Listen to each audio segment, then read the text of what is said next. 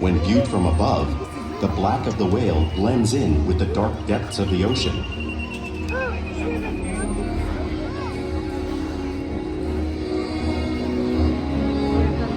When viewed from below, the orca's white bellies match the brighter surface of the water, blending with the light above, giving them the perfect camouflage.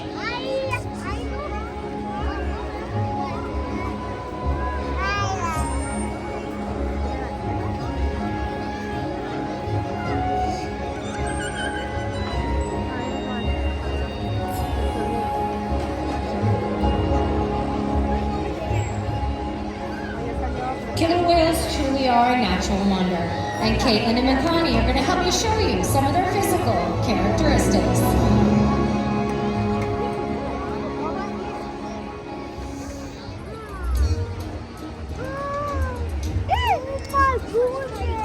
Their blowhole is perfectly designed for catching a quick breath right at the surface of the water.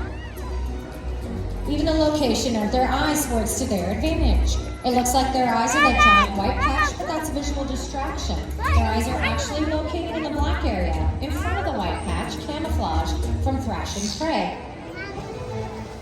The fin on the whale's back is called a dorsal fin, and it helps stabilize orcas when they are swimming. It also helps with regulating their body temperatures. The flippers on the sides of their bodies are called pectoral flippers and are mainly used for steering and stopping. Pectoral flippers have 5 bony digits inside them, just like the human hand.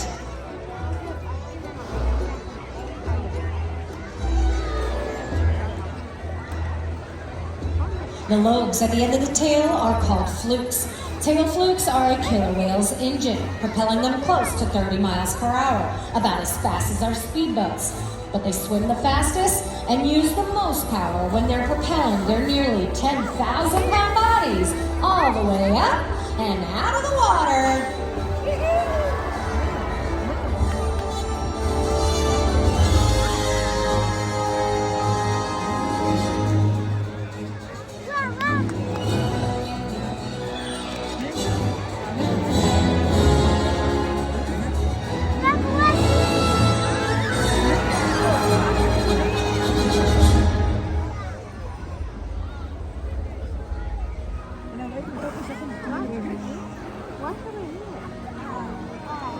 Killer whales are highly social animals with a well-defined social structure.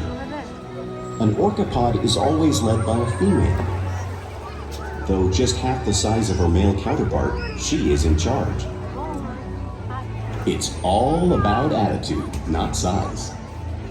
Because they live and work as a group, orcas need to communicate with sounds and body language. Orcas use clicks for echolocation or navigation.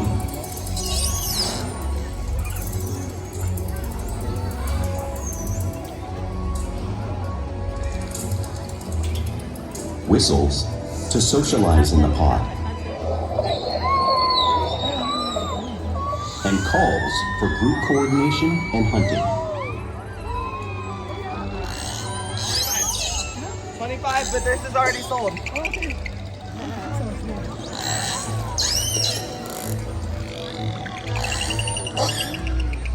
Vocal development studies here at SeaWorld show that early on, calves learn vocalization from their mothers. But as they grow, they learn from others close to them as well. This is a bottlenose dolphin call that Shuka learned and even taught other killer whales here at SeaWorld. In fact, orcas are the largest members of the dolphin family.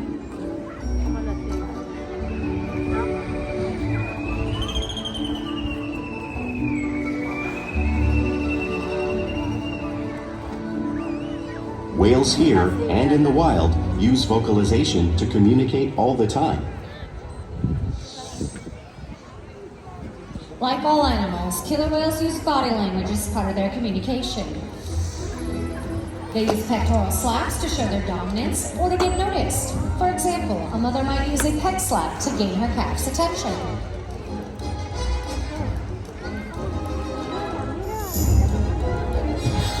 But when they really want to be heard, they breach.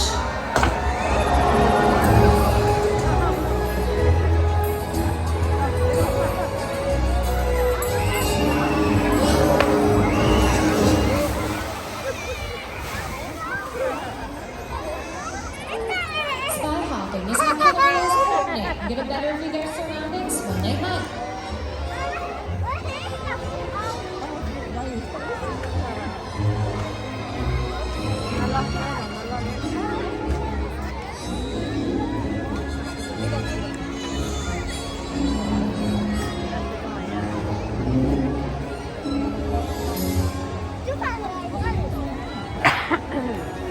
Fluke slaps are another form of communication that the killer whale uses in the wild.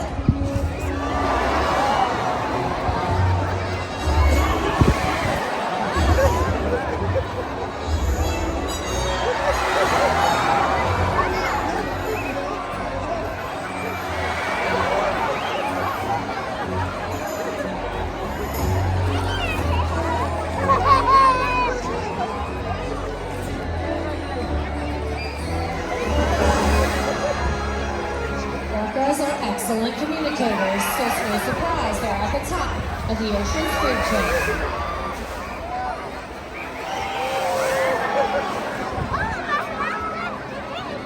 Killer whales work together to lure their young, protect their pod, and most importantly, pursue and catch their prey. Every day they cooperate to survive in the wild oceans of the world. The orca's hunting techniques are as varied as the whales themselves. Norwegian killer whales will circle herring, herding them together. The whales use sounds to coordinate with each other and to disorient the herring. With the fish confused and contained, the whales stun them with their powerful tail flukes, making for an easy meal.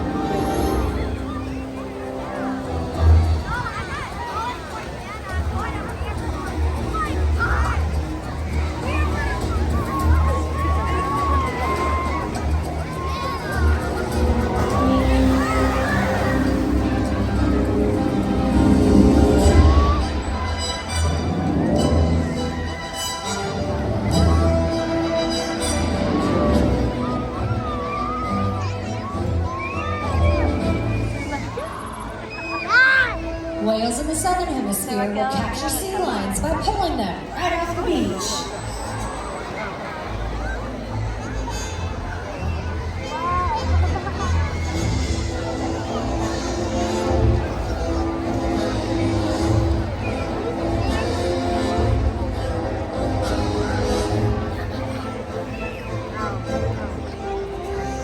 Antarctic orcas will actually create waves that wash over floating ice, knocking seals into the water. You can see Makani showing you the same wave-making technique, demonstrating some of the many impressive and complex hunting abilities killer whales have developed around the world.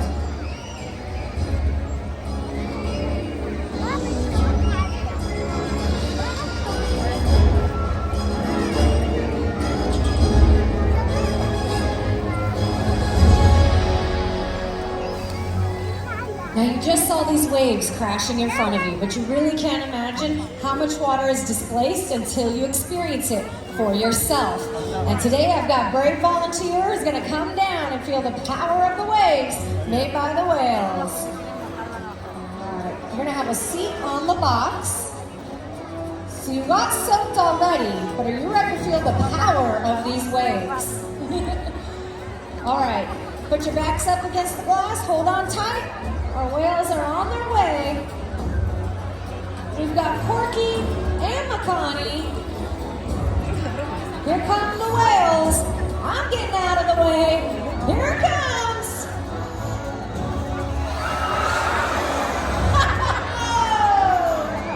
One more time. Woo! You did an excellent job. Let's give it a round of applause. You guys are welcome to go back to your seats right now. Now, because killer whales are found in every part of the ocean, it's no surprise they eat all types of prey, including other whales. The blue whale that you see on the screen, that's the largest animal in the world. It is 5 times longer and 50 times heavier than the killer whale. So how does an orca this size prey on a whale that size in the wild? It's all possible because killer whales are the ultimate team players.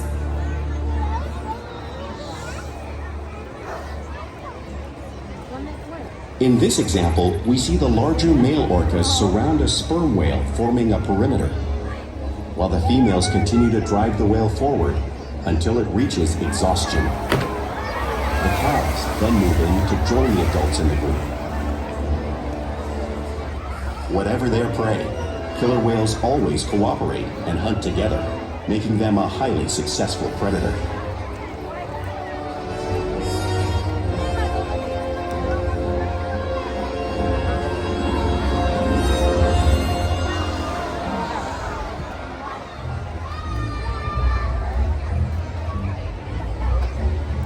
Play is an important part of everyday life for killer whales. It's how they teach young whales to hunt and practice their skills as they grow.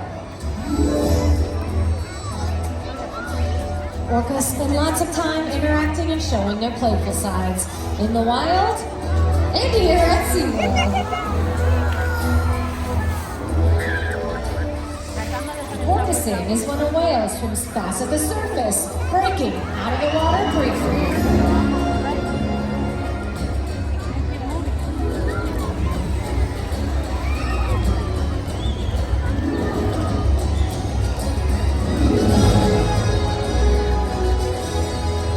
You'll see them doing this when catching a ride in the wake of a boat or when surfing in a wave.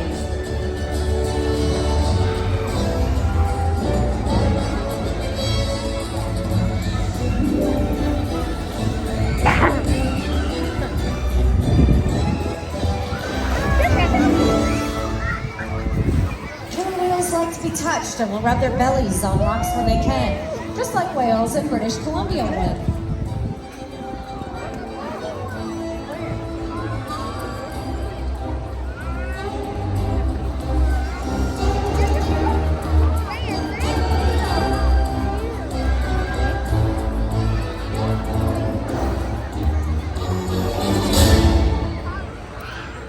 You'll even see whales imitating each other in the wild. We see it here at SeaWorld all the time. Our whales are always mimicking and learning from each other.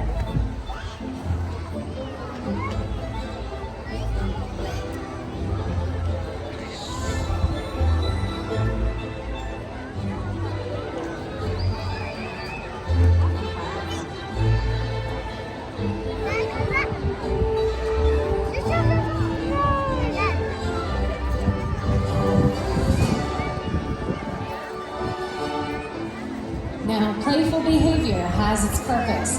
For example, a tail whip is a hunting technique used to stun fish.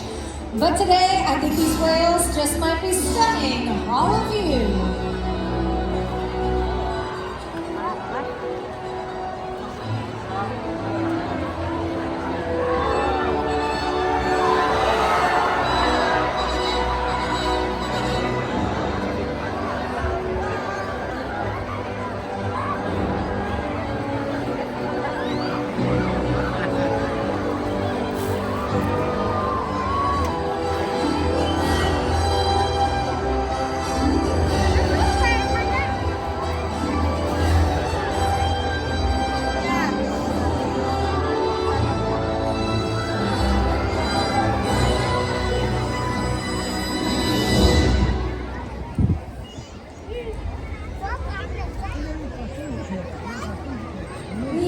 With our whales every single day, which allows us to share trusted relationships and provide optimal health care, research, and quality of life.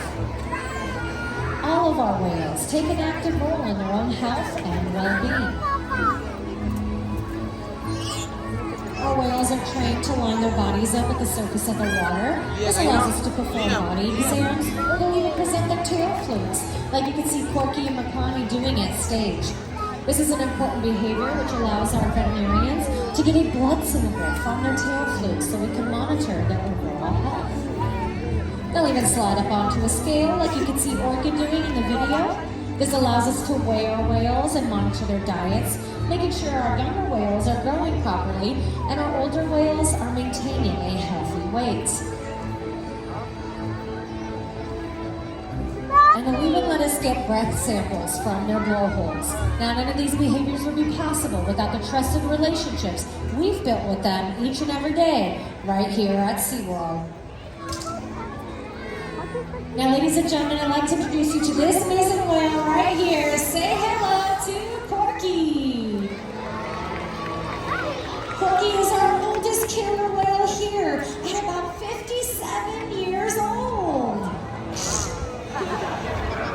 She is a gentle killer whale and very patient, and one of the first killer whales I had the pleasure of working with in my time here at SeaWorld.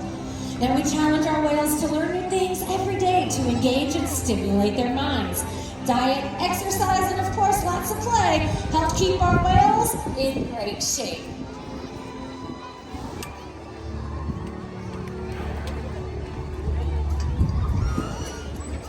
The whales here at SeaWorld have helped killer whales in the wild by participating in many research studies.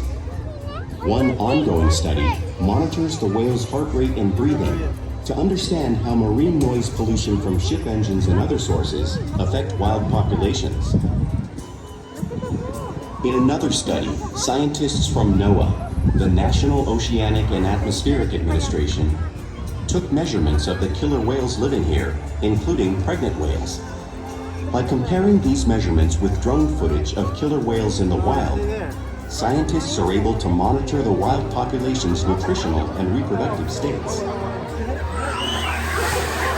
Other research has been done here at SeaWorld on the mother whale's milk composition.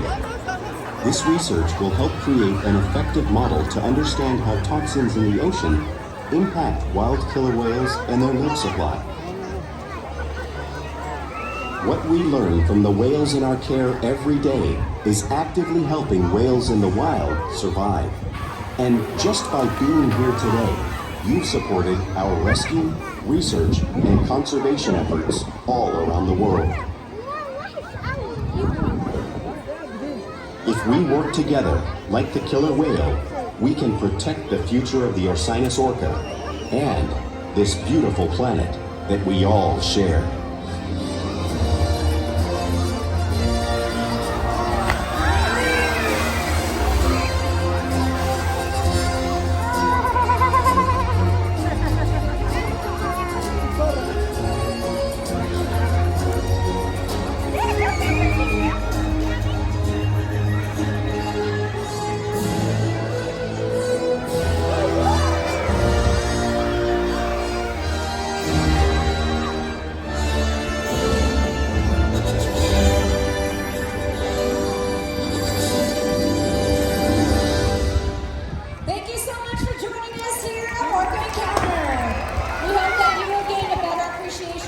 Amazing animals. Enjoy the rest of your evening here at SeaWorld. Bye-bye.